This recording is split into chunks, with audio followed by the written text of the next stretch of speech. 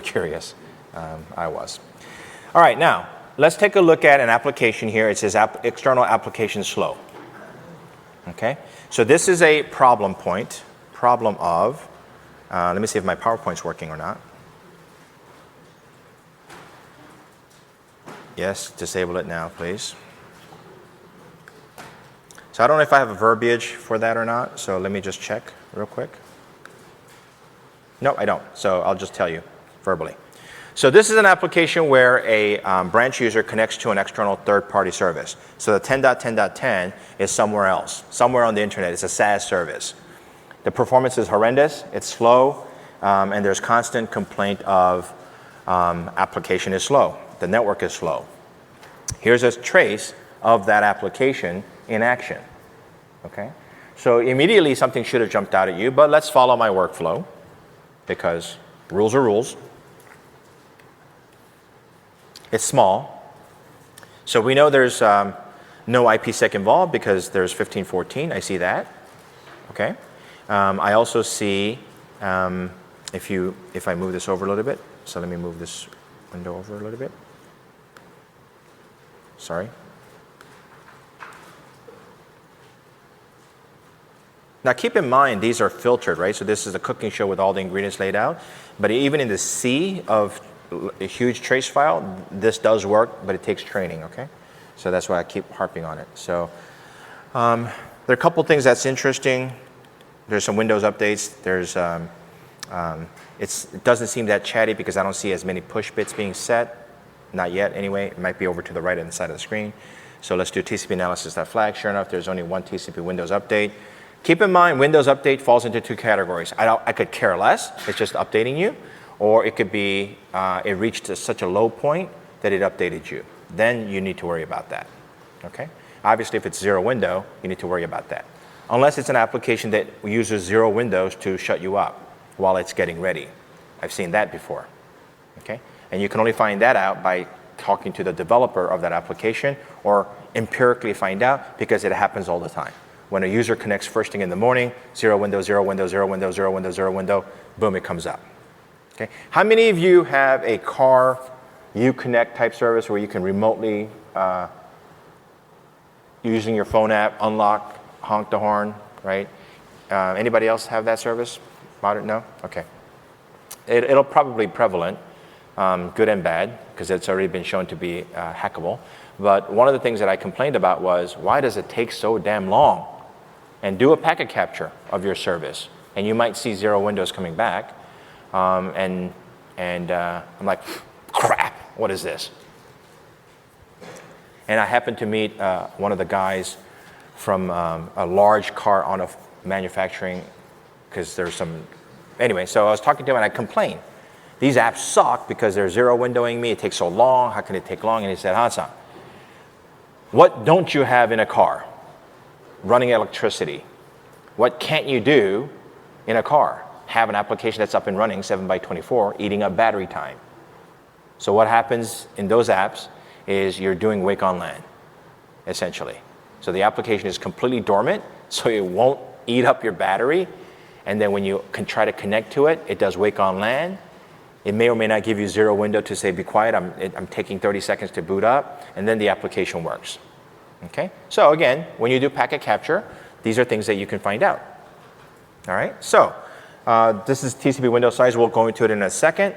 The next thing we do is we sort by delta time, of course. And we notice here everything is small here, but it's all one direction from, I'm capturing it from my side to the server. That's normal. These things are like, okay, 136, that's a lot. That's kind of, it's part of transmitting here. It's smaller than 1514, so I kind of make a note of that. Okay, so the fact that it's smaller than the full size could mean that it's at the end of the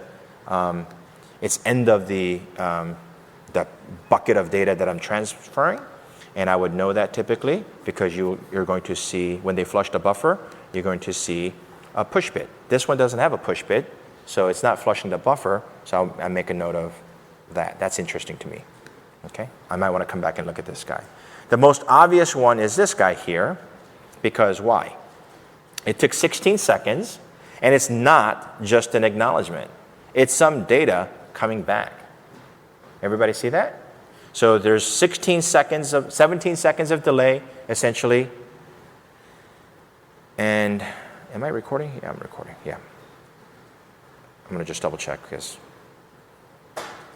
Perfect. Okay. I'll edit that out too, so it'll be seamless. So it's 16.9, 17 seconds of delay. Whose fault is it? Is it the client's fault? Is it the server's fault? I'm going to teach you a very quick and dirty way of identifying whose fault is it. Who caused this delay? And it starts with sequence number analysis. And this one is easy because it happens at the beginning. Okay? But the same principle applies. Is it me that's slowing you down, or is it the application slowing me down? So we see the Cincinnati ACK. We immediately know that I'm capturing at 192.168 or close to 192.168. We know that because we talked about it in my previous session, but this is Big Bang. Time starts here. At this point, I don't know. I can't make a determination, but I notice the SYNAC took 140 milliseconds to come back. I'm reasonably going to assume that I'm closer to 192.168, and the acknowledgement seals the deal. Okay, so let me walk you through that real quick one last time. Big Bang, time starts right now. I see a packet. 140 milliseconds later, I see the response to that, so he must be farther away from me. And then the acknowledgement is in microseconds, so I'm very, very close to 192.168.1.1. Am I at the host or very close to it, one router hop away? I can find that out by looking at things like MAC addresses. Okay, so this is a perfect example. Am I capturing at 192.168.1.1? No, because both the source destination MAC is a Cisco. So I'm probably one hop away, two hop away, or three hop away. Okay, because it's a Cisco MAC. How do I know how many hops away I am? How do we know that? Because remember, I'm at source destination Cisco. So I don't see a host Dell, other OUIs, organization unit identifier of the MAC address, identifying it as a client consumer NIC card. We know how far away router hop wise from the client because we can look at the TTL. So when we look at the TTL, it is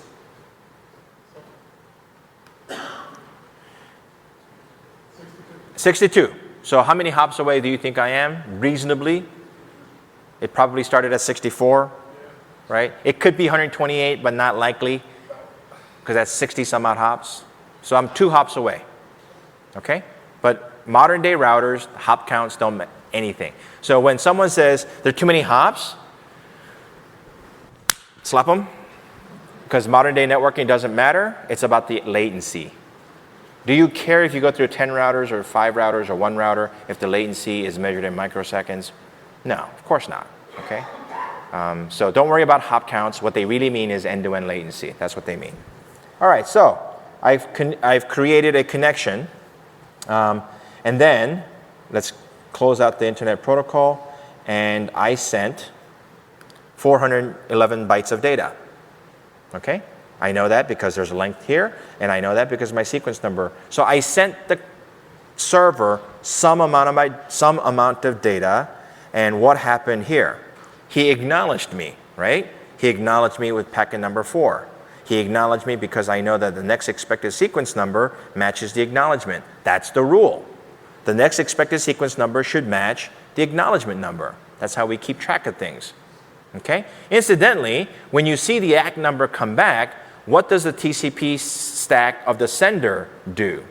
He goes into his warehouse where he made Xerox copies of the data and throws that out. Everything, including 1 through 411, that shelf space gets freed up. And he can put new data there. Okay, that's how he guarantees delivery of data. And this is that sliding window that everybody talks about, that everybody can explain, but can't put it into practical terms from a troubleshooter's perspective. Okay, that's how TCP guarantees delivery. It makes Xerox copies, puts it into a shelf space. When you get an acknowledgement, everybody from that point on, it's a cumulative acknowledgement, it gets thrown out. Okay, because the delivery's been guaranteed. All right, so I delivered 411 bytes of data. He more or less immediately acknowledged me, and his length is 0. So we know the delayed ACK is not in play here, don't we? Because normally what would have happened?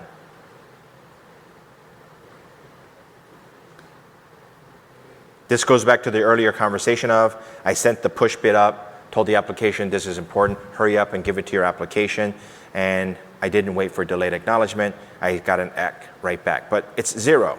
This acknowledgement coming back from the server has no length. Next expected sequence number is not there, and we know that because the length is also 0. That's why there's a blank here. Okay? So now, what have I proven? I asked a question. The server said, I got it. Who speaks first? The next packet. Server. So remember this rule. It's like playing chicken. If you're all caught up, sequence number wise, whoever speaks first is at fault. Okay? That's the rule. If you're all caught up in TCP sequence number, and remember it's a two-way sequence number analysis. Okay? So when you start out, do one direction at a time. TCP works in a duplex mode. Jasper said, how many chessboards can you play at the same time? Sequence number works the same way. Until you get good at it, analyze a sequence number of one guy and the acknowledgement number coming from the other guy, and then when you're done with that, flip it around and work on the sequence number of the other guy and your acknowledgement number. In the beginning, until you get good at it, then you can, so the answer, I guess my answer to Jasper is I can play 2 games of chess because I can keep track of sequence numbers in both directions. Okay? But trust me, it sounds easy, but don't do it unless you get very comfortable with it because you'll get wrapped around the axle. So the rule again says, I'm all caught up. There are no outstanding bytes on the wire. Okay, and there's this thing counter called bytes in flight that you can use. I have one that's called bytes in flight. So you can see, are there any outstanding bytes out there on the wire that has not been acknowledged? That's a key indicator of performance. So here it's so elementary, I don't need to look at it. There are no bytes outstanding. I sent 411, I got an acknowledgement that he got it. The next thing happens is 16 seconds of delay, and he spoke first. That's an application delay on the server. We are completely clear because we didn't hold this traffic up. The client did, the server did. Then there's the mystery of, well, it's the internet. SAS, it's internet.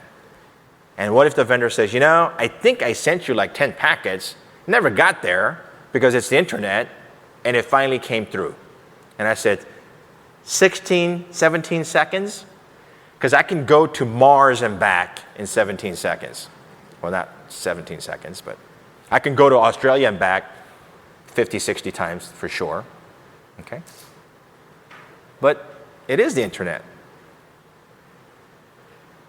It's unreasonable, probably damn near impossible, but not completely impossible. Maybe Kim Kardashian had another stupid picture and she broke the internet. A pet peeve of mine. Downfall of America will be those types of postings. But I don't want to go off on a rant. Maybe the internet was broken for 17 seconds. How do we know? How do we prove it? We can prove it. And we put this vendor to shame. How do we do that? In this case, I didn't do this one. Tom did it, who worked in my... We were on a he was troubleshooting this for me. And we looked at it together, and he's like, oh, yeah, there you go. That's the problem. I'm like, yeah, you're right. That's the problem. How do we do? What do we use? What do you have at your resource to prove that this is not a retransmission, even though we have the wild, wild west of internet in between us? How do we prove it? IP ID. Because until it goes away with IPv6, IP ID is still your friend.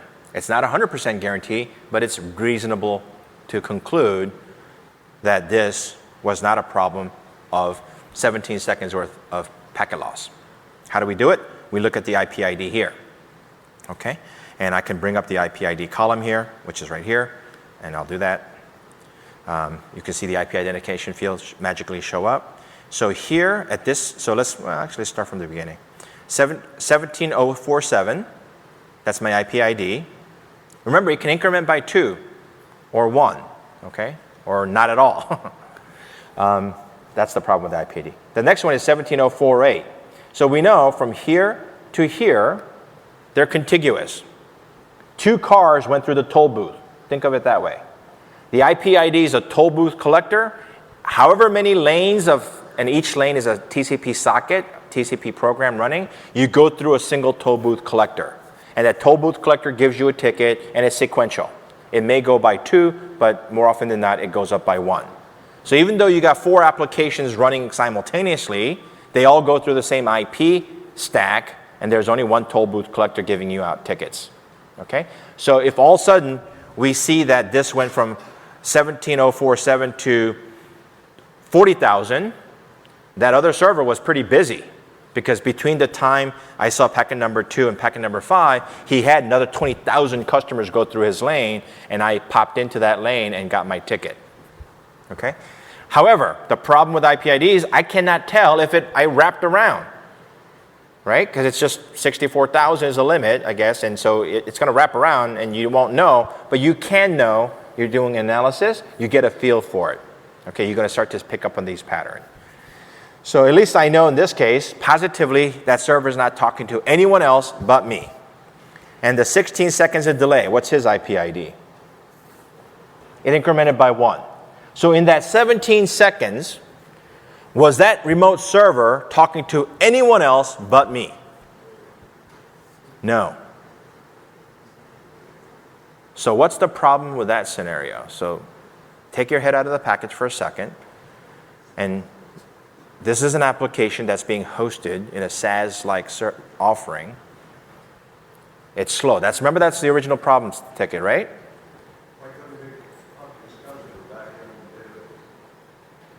You'll have to speak up for me. I'm sorry. It could have been stuck talking to a backend database? Okay. Perfectly legitimate. I don't know how many tiers of application he has. Maybe he was stuck with, but there's something, so that's the zebra, that's a half a zebra. What's my horse? So think about it from a logical perspective, not packet related. This is a SaaS service. The IP ID went up by 1 in 17 seconds of duration delay. So maybe the web server was completely locked up, possible. Or no one else is using this SaaS service? This is such a secret startup that I'm the only one using this SaaS service? How likely is that? It's not, right? I mean, it doesn't make any sense that this is a SaaS service.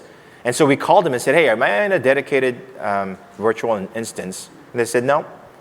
I said, because I'm the only one you're talking to right now. And they said, how do you know that? I said, because I look at, and I explained them. And they said, oh, well, 17 seconds of delay, huh? You sure we weren't busy and it's not the internet? I said, no. We went through this, I showed them, and they said, okay, that makes perfect sense. Let me check. They came back with, sorry, you're using the wrong URL. You're using our UAT test environment, you left it and you rolled it out into production, pointing to their test server. No one's doing any testing there, so I really am the only one talking there. It happens. Okay? So packet analysts, analyzing the packets prove that internet was not at fault, that in fact the server was the first one to blink. Remember, it's like a game of chicken. TCP sequence numbers all caught up. He blinked first, it's his problem. Okay, that's the start. All right? Any question on this one? The important takeaway here, sequence number analysis, make sure there are no bytes outstanding on the wire. Once you've done that, whoever blinks first is responsible for the application level delay. And then check IP ID, because it can tell you how busy the other side is. Anything else? Any other questions? All right, moving right along. So we started at 10:30, right? So we have little less than an hour. Okay. So the other one I'm looking at is this guy. So I'm going to open up this trace file, and I want you to tell me true or not true. Okay? Meaning, is this a good trace file or not a good trace file? Should you waste your time? Should you not waste your time? Okay, I'm going to go through my workflow. So first thing I'm going to do is I don't need the IP ID, so I go to my default. And then I'm going to scroll down after I come here. Wow, that's bad. Really bad. Long delays. Like really, really long delays. You should be able to start to pick these things up. Okay. All right, I see my enemies at the gate. It might be an easy problem. Right? So what's the problem with this trace file? Huge packet loss. Huge. So the next thing we do, we scroll down. And then we do TCP analysis.flags. But already, when I was looking at this trace file, I'm like,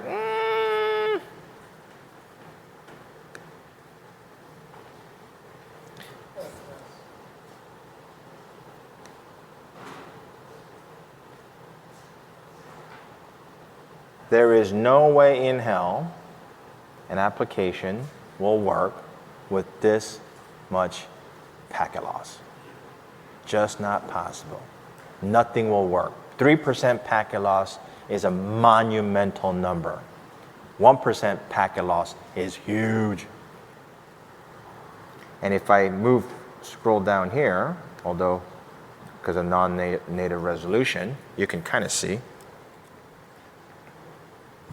35,000 packets match my display filter of TCP analysis.flag, and that's suspiciously 50% of 71,000 packets. So what's the problem? I captured the VLAN. I captured it coming in, going out, or I can check that by looking at the MAC address, or I captured it from two places and merged it maybe, right? So this is a duplicate, meaning it's a fake duplicate. Every retransmission is there because it's the same packet twice. Again, we can prove it. How do we prove it? Just pick any packet with similar. Let me clear this. So here's 314 and 314. And everything's the same. IP ID is the same, 3332. 33332. Okay? Oh no, wait a minute. It's not the same.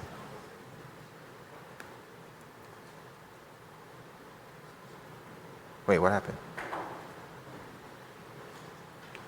Oh, it's not the same. What happened there?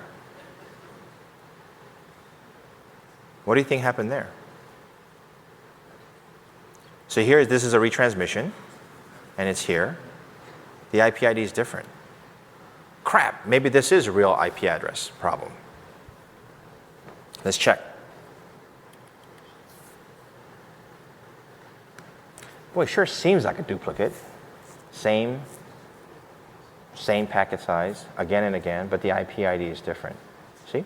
586 and 49590. And it's got different MAC address, which means it's captured where? Two different places. Let's check the TTL. 127, one hop away, probably. Oops, sorry, I went the wrong way. And TTL here is 126. 126 and 120, what did I say? 127? Yeah. So I captured it here, and the next hop away, I captured it again. Why? They probably ran, I don't know, who knows why. So again, our checklist of, it must be, oh, no, different IP ID. Yep, we have a reasonable answer. We can answer this away. It's a duplicate, okay? And then we can use editcap-D to remove duplicates. Okay? But if you have VLAN tag, I don't think editcap removes duplicates. I don't think it takes into account. It does what now, Jasper? Okay, it's only if it's completely identical within a certain time. I think it's plus or minus 5 or 10 packet away, and then it'll remove it. Okay, so here, because the IP header is not, it will not remove it then. Okay, so this was a quick way of identifying nonsense. There's too much. 50% of TCP analysis.flag is too much. So it's suspect already, but we failed our first test of IP ID, but by looking at TTL, see what we're doing here? We're adding to our toolkit. Okay? We're not going to do what Jasper said, I found the problem. Ah, crap, it's not the problem. Do that privately. Don't do it to customers, to your customers. Okay? So start adding to your checklist. Any questions so far? Okay. No questions? Okay. Moving right along. Now we're going to spend some time troubleshooting problem. Some things just don't show up. I got to figure out how to stop this. But some things just don't show up unless you have a large environment.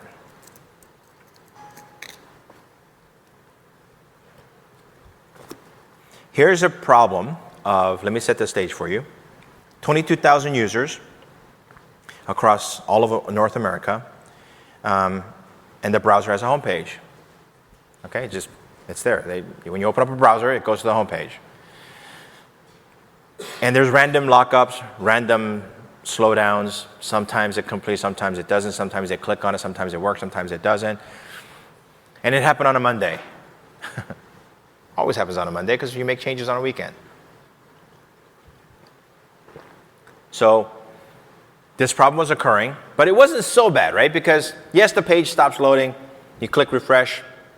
Sometimes it completes. Sometimes you close it, and then you open it.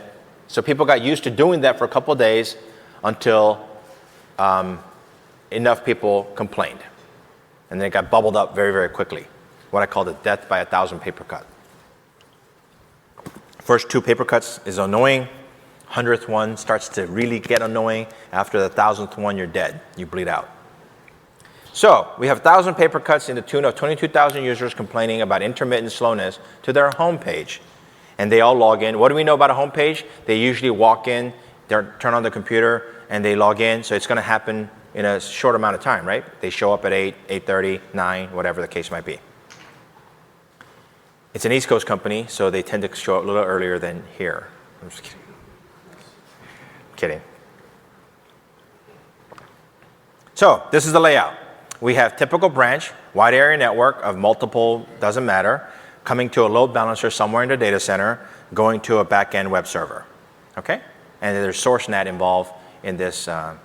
So let's put on our thinking cap and think about the problem statement. Intermittent slowness that when you refresh sometimes works, sometimes you close it out and you bring it back up. It happens in clusters. Okay? So what are some of the things that could go wrong in this scenario? Let's tick off the usual suspects, shall we? So although it says WAN there, that's actually a bad picture because that WAN is 3 carriers. Okay? Depending on the branch, you have a choice of 2. So it could be carrier A and B, B and C, A and C, all right, for redundancy's sake. Can we rule out the carrier? So I'm seeing some no's.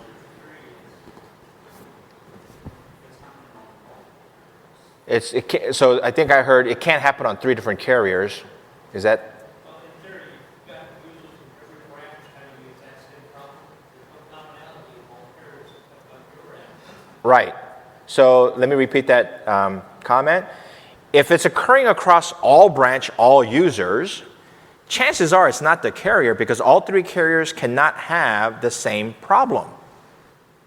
So the system, it could be one specific carrier spread out randomly. So that is actually a perfect example of why organization skill matter, and you can start to chart it out. Believe it or not, I've had to do that in the past to find, okay, it's random, but I have a choice of 2 out of 3. So maybe it is one carrier that's having a problem, and the ones that are being reported happen to have that carrier in common. Okay? You need to rule that out. So Kins is absolutely right. That could be a possibility. But if it's happening in every branch, then probably not. And the report said every branch. One other thing that I want to bring out, don't trust the problem escalation point. If you can, talk to the end user directly, because it's like a game of tag. By the time you get the problem and you solve it, the user says, well, thanks, but that wasn't my problem. Okay, so if you can, take the time to get the true understanding. So here, homepage, I get it. What are some of the things that could go wrong, and what are some of the things that are common here? It's not the desktop. There's 22,000 desktops, chances are. But I did check. I checked, did you guys push a new AV? Did you push a new Internet Explorer? Did you push a new hot fix? And they said no. No changes occurred on the desktop. Okay. Then I went into my change control and I looked at my head-end routers. Were there any changes done over the weekend for IPsec and whatnot? No. There were some changes, but they're not related, and I can rule them out. And I can positively rule them out based on experience and the fact that it's happening outside of that router as well. Then comes the load balancer.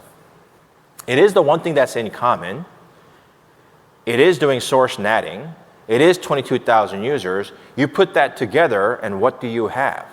What problem might you experience in that scenario? 22,000 users in a short amount of time, all going to one location. Okay? There are 2 things that you need to be worried about.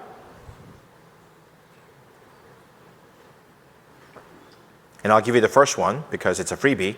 That wasn't the problem, but you should be aware of it. And that is, I think it's this one. iOS rate limits ICMP messages. It's to protect itself, right? So it only reacts to an ICMP message 2 per interface per second or 4 per half second. Depends on the version, depends on the hardware. But just know that ICMP messages are rate limited.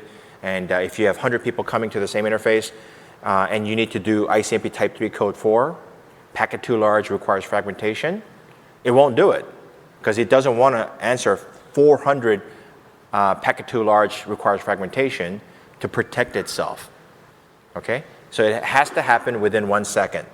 If 1 second, 100 connections go through your router, the first 2 guys will get the message saying, packet too large, make your MTU size this, and you'll be fine. And the other 98 or 96 guys will be SOL.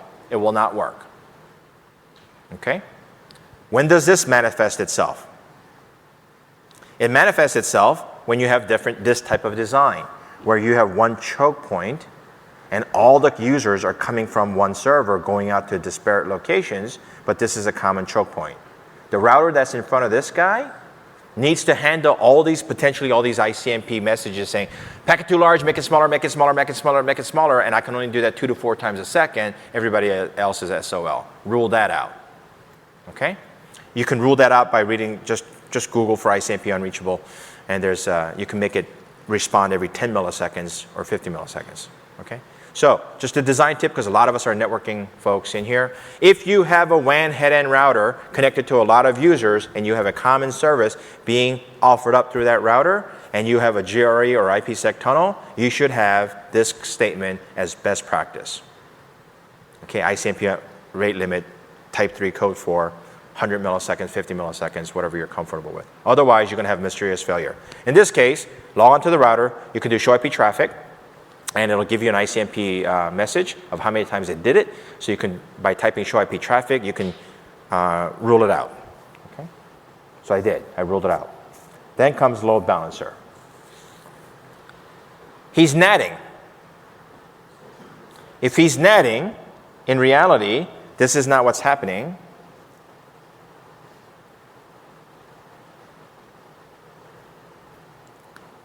This is what's happening in reality.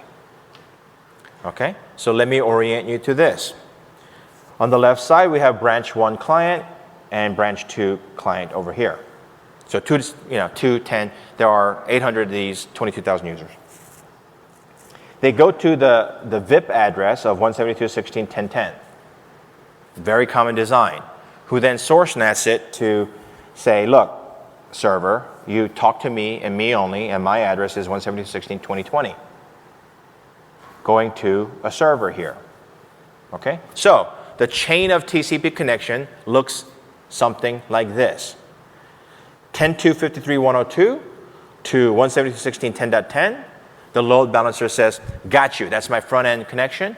I will open up a connection by natting you from 172.16.2020 to 172.16.254.254. Why does he nat? He nats because he needs to make sure the traffic comes back through him.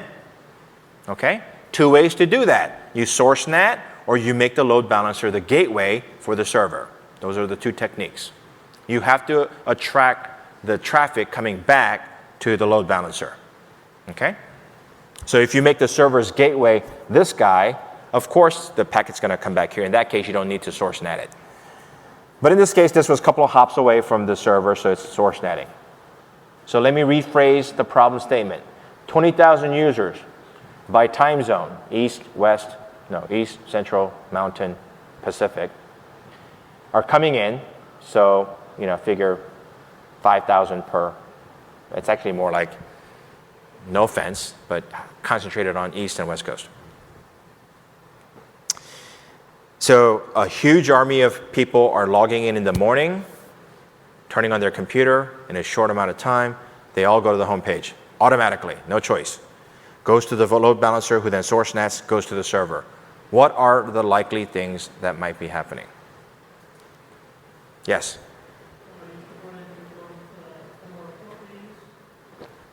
So you can have a problem with the port reuse where the number of unique tuples from here to here goes away. That's one. Okay? Meaning, there's no way to differentiate. If I pick the same source port on the 2020 going to 443 here, I only have so many source ports that I can use for all these users. And the server will then get confused because from him, the 2 conversations will look identical. Okay? Does that make sense? Yes? Customized port over wherever you are in the world associated with it's customized front end. So the same web page comes up on every employee worldwide, but there's a build up behind that of specific information by region. Okay. Going on, so it might be applications. Okay, so let's rule out, make sure it's regional based. But this is home page. Is it distributed design where you go to multiple data centers? In this case, it was not. It was always coming to this or the other data center. Okay, it's a hot design.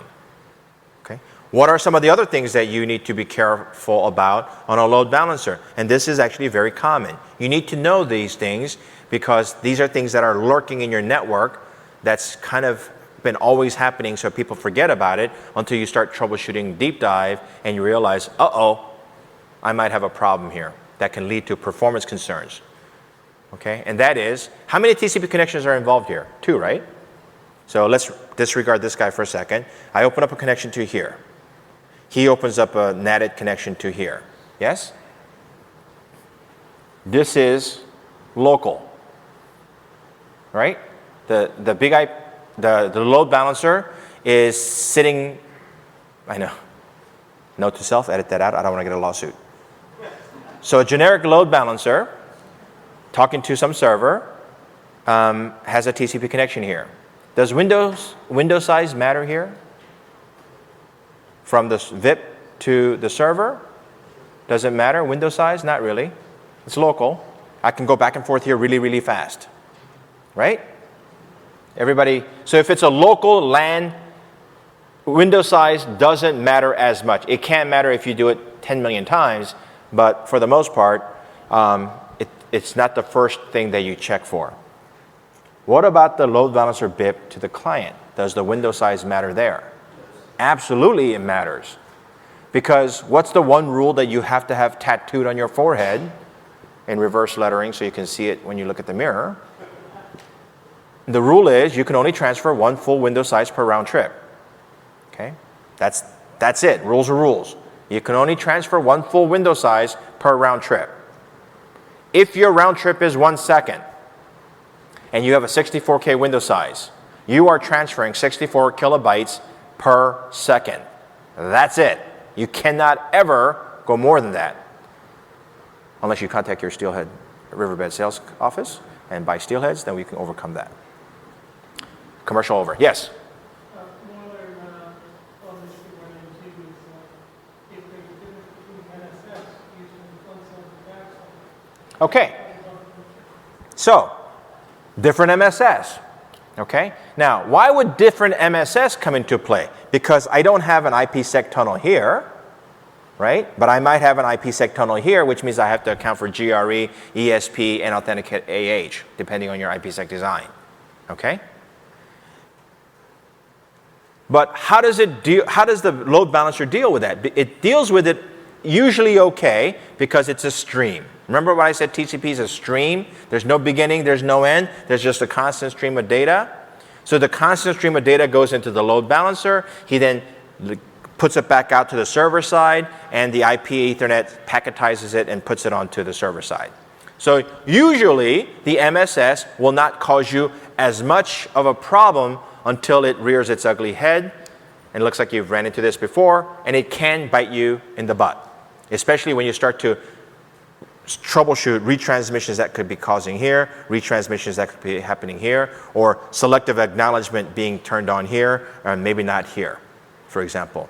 These are all permutations that as you get deep into the weeds, you have to start ruling out. It's a pain in the ass, but if Jasper can spend 3 weeks looking at every conversation pair, then you can certainly rule out those conditions. Okay? Is SAC on? Yes or no? Checklist item. Because it can matter, right? Now, so we ruled out IPsec. That's not the problem. We ruled out the MSS size. That doesn't seem to be a problem, but we still have this port reuse problem, don't we? Right? And what might that look like in a real-life capture file? There's another problem that you should be aware of in 10 gig environments. Okay? And talk about a first world problem. In a 10 gig environment, it can happen in, yes, there's a question. Do you really rule out the buffer size?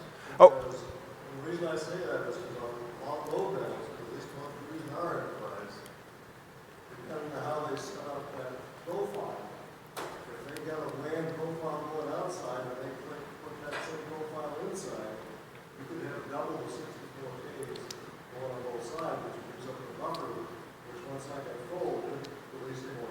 Okay, so the comment was, have I ruled out the buffer size because I have a WAN profile on one, probably larger buffer size, window size, and that maybe on the LAN side I might not. Okay, how would we know that without looking at the rule of the generic load balancer? We can look at it by looking at the TCP window size. Okay, because the TCP window size tells you what the buffer size is, and you might have 64K, 128K here to accommodate WAN, and this guy might be 32K, typically it won't matter as much here. Okay, so we would know that we were having buffer issues. If a couple things, how do we start to diagnose something like that? Let me give you a hint. You have to look at this transfer size here and see if the window size hits 0. That's the first easy one, okay? The other one is you track the decreasing window size, meaning the load balancer cannot keep up. He's putting more and more users into the buffer space. So the server's buffer size, the window size goes down, down, down, down, down, down, down, down. I'm sorry. Well, it depends on the direction, right? So the server is sending to him, so the load balancer keeps sending back window size that's smaller, smaller, smaller, smaller, smaller, smaller, smaller, smaller, smaller, smaller. And then he snaps back up. That's okay unless you can attribute the delay of it gets too small. And then you have to wait for the Windows update to happen. That's bad news because bad news for a couple of reasons. One, you're using up a lot of shell space here. Okay? Buffers are, technically speaking, a bad thing. In an ideal world, no one should buffer anything. Because when you buffer things, you trick TCP into thinking you have more bandwidth than you do. Okay? Real world example. When you go to the airport and you go through the TSA, oh, I'm sorry, not TSA, the regular steerage class, the regular line, if you don't have TSA, you're crazy, you should get TSA. But if you go through the regular airlines, why do they have those lines? That's a buffer space.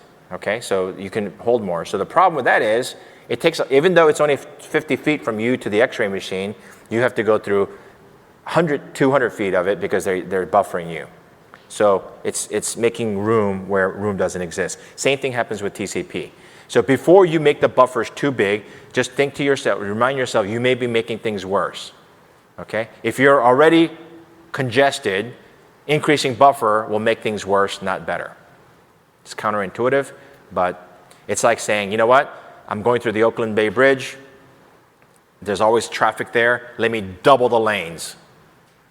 Well, that's okay until you get to that choke point, and then now you're doubly screwed because you have more people coming to that choke point. Okay? So increasing the buffer is not always this answer unless you see zero window, and then in that case, perfect candidate to increase the window size. So back to our regularly scheduled programming. A branch client here connects to the VIP. Opens a window. We need to rule that out. Is window a problem or not? Is Windows a problem here or not? MSS especially gets a little complicated because when you're trying to recover a data loss, because some packet goes missing, the MSS here is different than here. In some cases, the load balancers can freak out because he doesn't know how to reconstitute the shelf space and give you the necessary amount of data. Those are some of the corner cases. And one way of identifying a corner case problem where the appliance takes a different code path for error recovery is looking at IP, ID, or TTL signatures. Sometimes you'll see out of the blue a retransmission coming with a way different TTL or IP ID.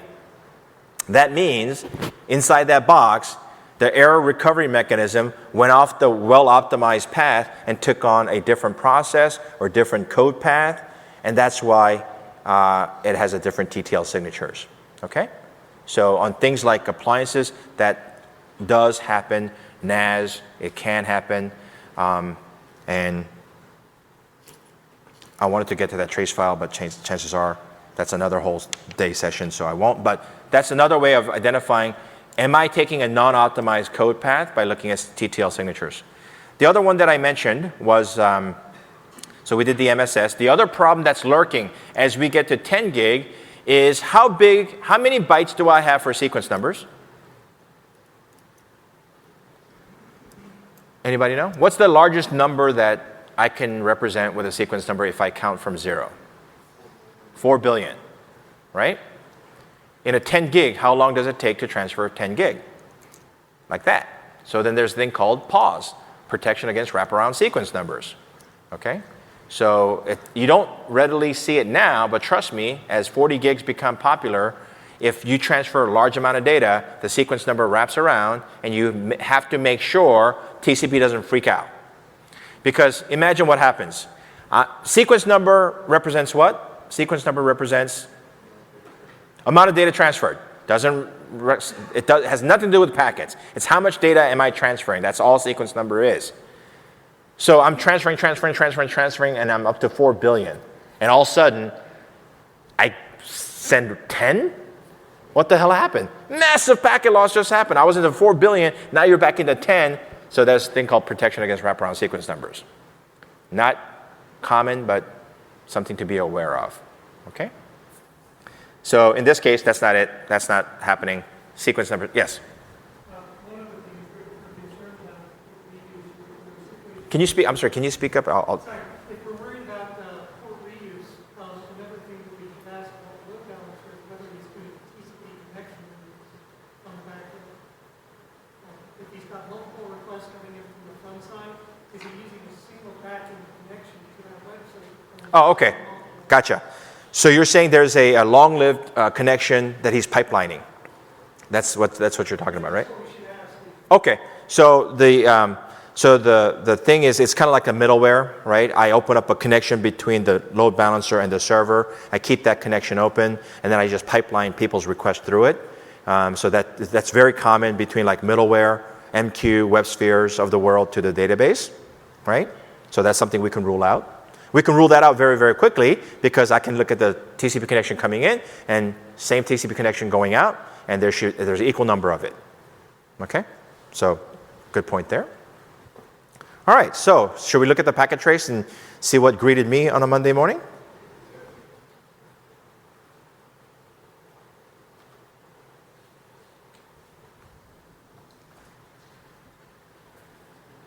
Okay. So load balancer problem chop means I edit capped it because I didn't have trace wrangler, and I just brutally chopped. So any error messages about CRC, disregard. Okay. So this was actually a huge Mondo trace, and it was actually kind of easy to spot it because, not to brag, but even the big trace file, when I was doing that, I saw common problems. So you know what? I should make these trace files bigger because my workflow gets marginalized. So when I was doing this, I saw constant blocks of this stuff happening.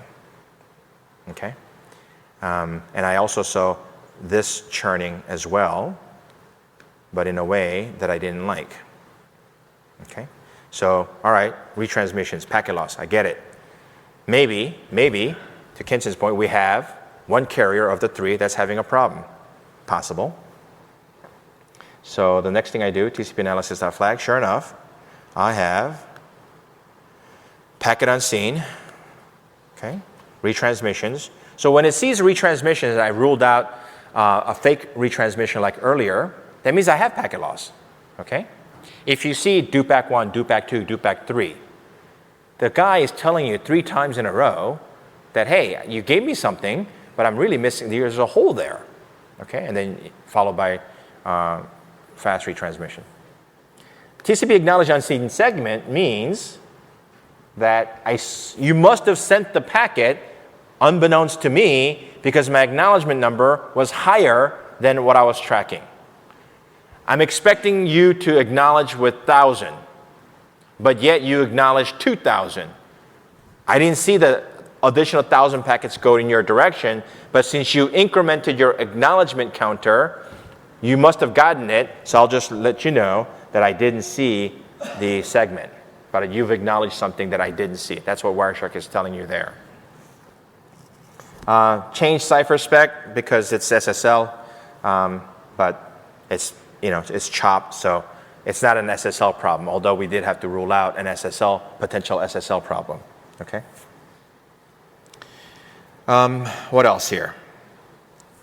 Anything of interest?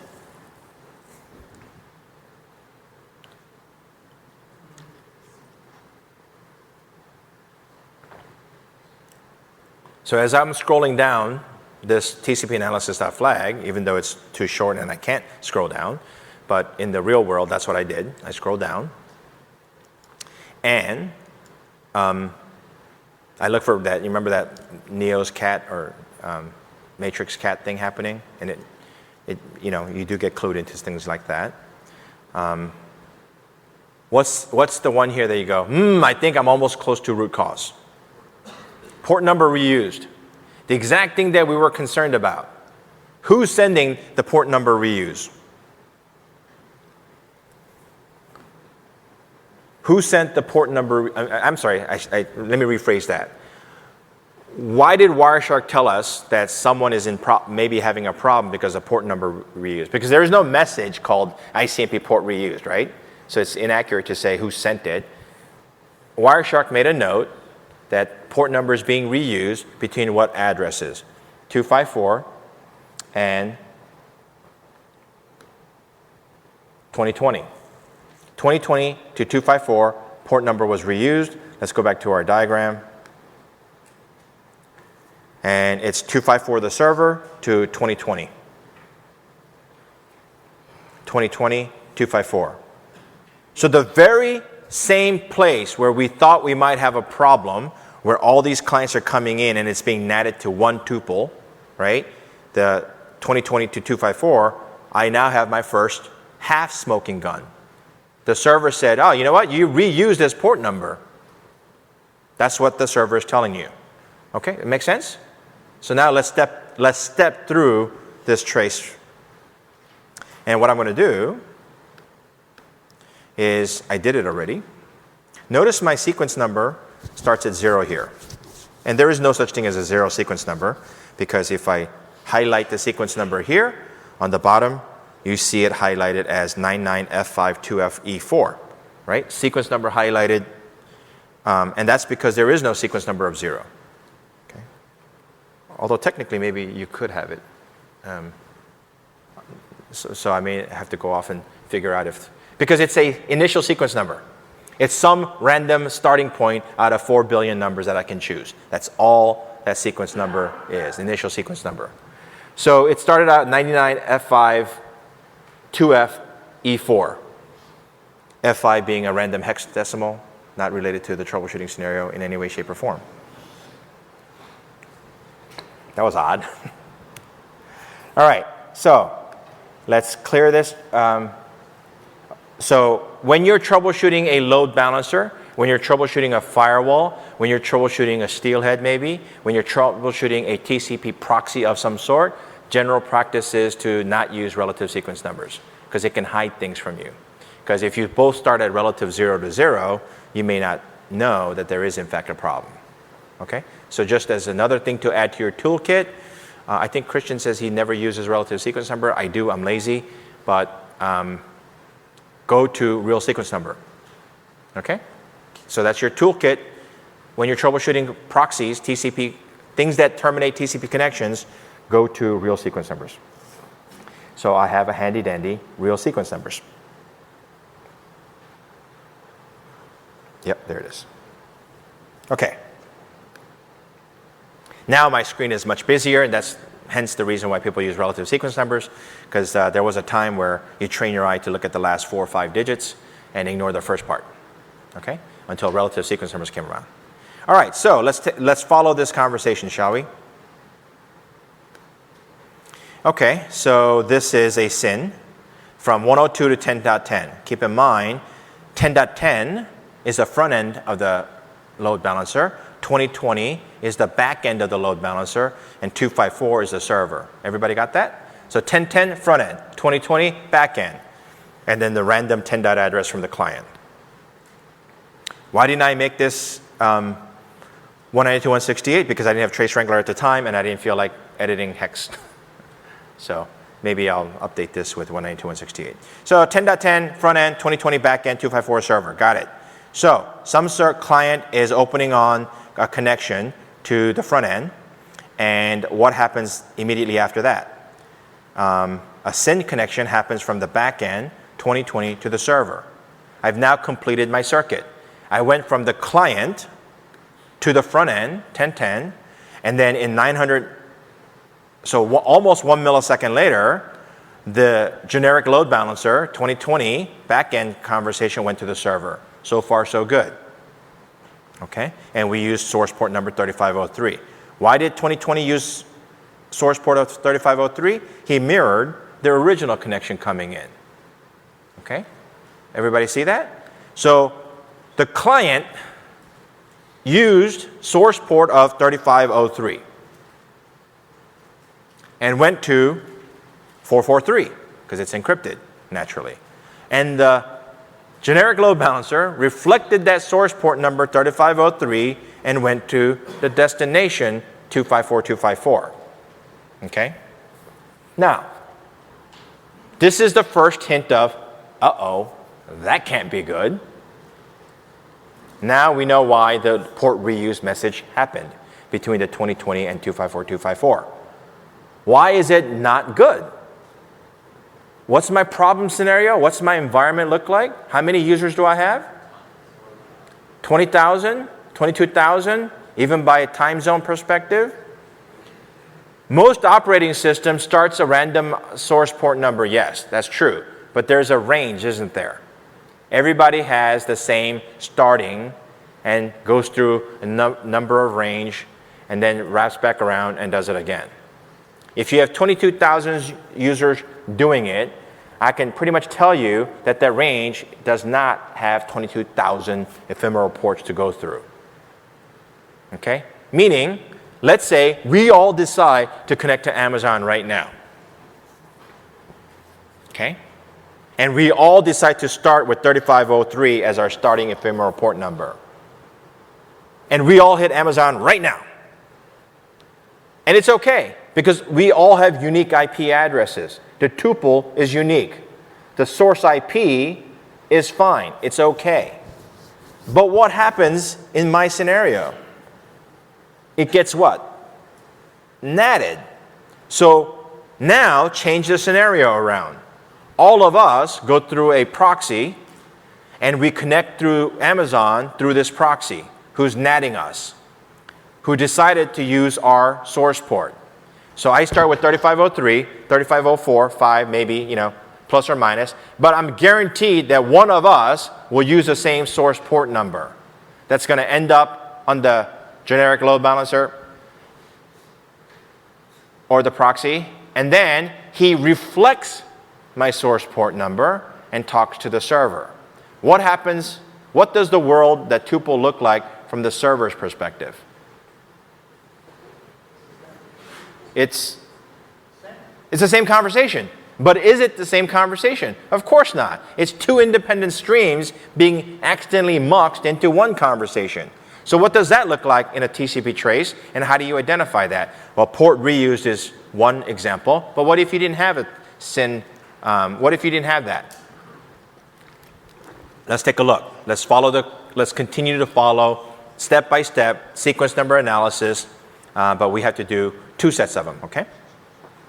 So now the server says, okay, I got you. I'm 443. You want to talk on 3503. I got it. Okay?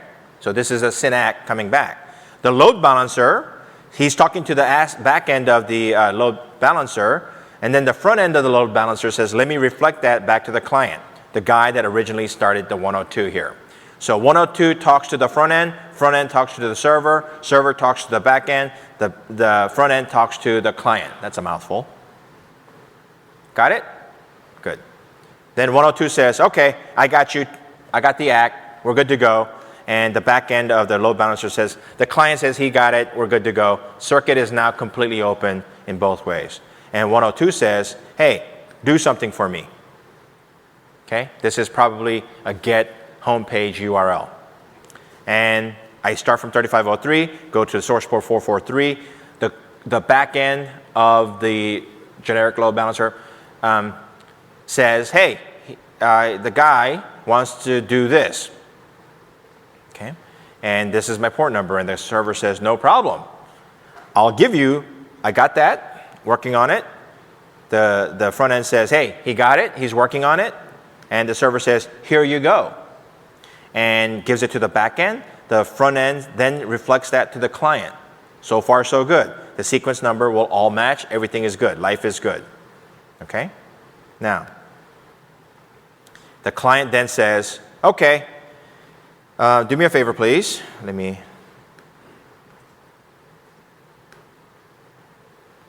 Here's some more data, 75 bytes worth. And talks to the front end. And the back end says, yep, he's got 75, yep, 75. And he reflects it, he relays it to the server. The server says, got it. Hold on, what is this? The front end is talking to say he's got it. And the client says, okay, here's some more data for you. Maybe it's a post, maybe it's a huge GET request, I don't know.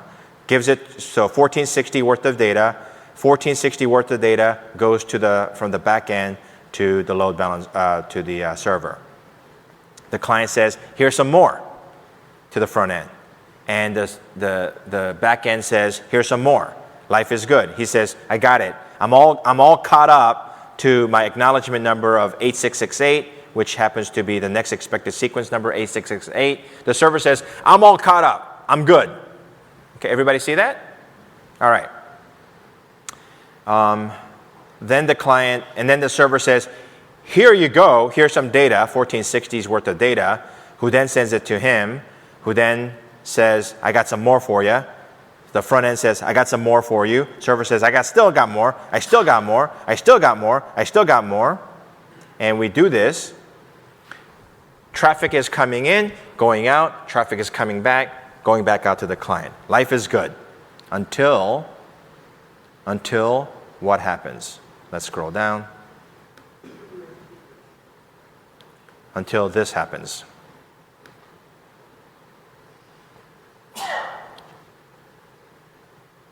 Because we were talking to what client IP? 102, right? We were talking to 102, weren't we? So let me go back to my diagram. Oh, crap. 102. Okay? That's who we were following. We were following the conversation from 102 to the 1010, the ass end of 2020 to the server. Server to the ass end of the load balancer to the front end to 102. That's what we were troubleshooting and looking at. And all of a sudden, out of nowhere comes this 111 address. What is that about? Okay? And let's look at what he's doing. He's starting at 3503, going to 443. No problem. His IP is 111. It's different tuple. I'm okay. But the port number is 3503. So what does the back end, ass end of the load balancer say? Hey, I'm coming from 3503 to 443. Now the server to the back end of that big IP, load balancer, generic load balancer, edit that out. The back end of the load balancer sent it to the server using what sequence number? 258298628. Let's scroll back a little bit and see what sequence number he was using when he was talking to the other client. Okay, so 102 to the front end, back end to the server is in the 4 billion range. And all of a sudden, the server gets a response, a packet from the same 2020 back end to the server with a sequence number ending in 2.5 billion. What just happened? I just lost 2.5 billion bytes worth of data. That's what the server is saying. Server is saying, what the hell just happened? I don't have protection against wraparound sequence number, and I didn't send you that much data. What just happened here? So he says, sorry, we need to retransmit. Okay? Because there was been huge data loss. And this continues and continues and continues until one side or the other resets. So why does a problem go away if the user just waits a few seconds and clicks on OK? Because he happens to pick a next ephemeral port number who at that point didn't have a conflict. But it was a matter of time. Because someone else would have done it, they would have incremented it, and they would have eventually synchronized, and you would have had the problem. Okay? So in the next 3 minutes, let me show you a picture so that you can kind of keep this in your head. And you'll have this document, you'll have this PowerPoint, you'll have this recording. I encourage you to step it through because while it's easy when I do it, it can be a little bit more confusing when you do it. And here it is. Okay? So let me walk you through client 102 to 111, 2 different clients, 2 different branches. They both happened by chance. They started with the same ephemeral port number of 3503 going to 443. Everything on this side of the diagram is not a problem. I have a unique tuple. Client IP is different, client IP is different. The fact that the source port number is the same makes no difference. This is what happens every day. Every day, this is what happens. All 4 things are unique, therefore my tuple's good, I can concentrate. But on the back end of this load balancer, things get mucked together. That's what happens, right? So from this perspective, what is the difference visually between this block from 2020 on 3503 to 254 on 443? Well, how is that any different than this guy? I can't quite fit it. Maybe right there. Look at the top line and the bottom line. Any difference whatsoever? No. So the server says, well, hold on a second. I was tracking sequence number in the 4 billion range, and all of a sudden you give me 2 billion? That can't happen. Well, it can happen, but not to that extent. Okay? So the server freaks out, the load balancer doesn't know any better. So why did this happen? Because what should the load balancer have done?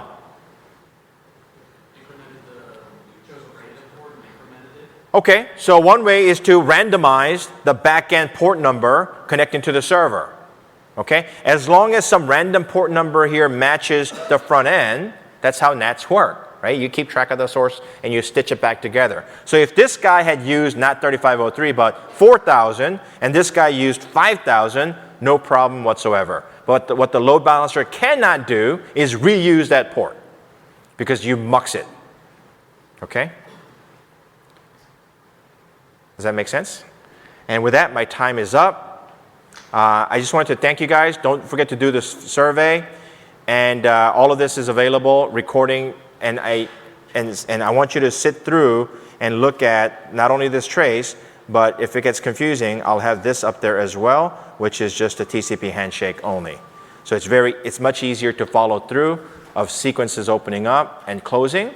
And you'll see it's readily apparent when you do this why the problem occurred. So do the feedback. Thank you very much. What changed over the weekend to cause that problem? Change control. That's why problems always happen on Monday. A new code got uploaded onto the generic load balancer, and the problem showed up. Yes. You were going to answer my question. Oh, yes. I'm sorry. So before you go, so the question, remind me the question one more time. Sorry. If you have a capture where you don't, Oh. how do you fudge the window scaling? Okay. So the problem is this. You come in the middle of a trace file and there is no SYN/SYNAC. You don't know the window scaling factor. Well, you do know because you're going to see a window size of 256. Okay? It's not a window size of 256 unless it's actually gone down that much. So now empirical heuristics kicks in. Okay? And you're free to go, guys. I'm just answering a question if you're interested in the answer, but if not, do your survey. So what you do is you need to heuristically look at the window size changing. If it's always staying at 256 and the transfer is not slowing down, you know there's a window scaling factor, right? You just don't know what the original start was. So one thing that I noticed, Windows uses the scale, let's say it's multiplied by 4, scale factor of 4. It multiplies 65536 times 4. That's what Windows does. Okay? Linux does not do that. From what I've seen, Linux, if it says 8K window size, brain fart there, then the multiply factor is to that 8K window size. Okay, Windows, regardless of the original, always multiplies by a factor of 65536. So, what can you do? You can assume maybe that's the multiplying factor. The other thing that you can, if you're lucky enough, look for a large transfer, a big chunk of transfer, and then you can see that send buffer is the same as a receive buffer, and you can kind of heuristically reconstitute what the minimum viable window size must be. You won't truly know, but you'll know that if you have 100 packets of 1460, you know at least the send buffer is that big. Okay? Does that make sense? So it's heuristics only, and it's through experience. And I don't know, Jasper, if you have a better way to do that, but same? Yeah, so it's more heuristics than. And so that's what's important there is you rule out things that cannot be. It can't be 256. Well, it can, except it never goes to 0. And it continues to transfer, which means it cannot be 256, right? Because if I'm down to 256 and I just send you a 1460 byte, that's impossible. I can only send you 256, but I sent 1460, so just keep that in mind, okay? So it's heuristics based. Okay, thank you.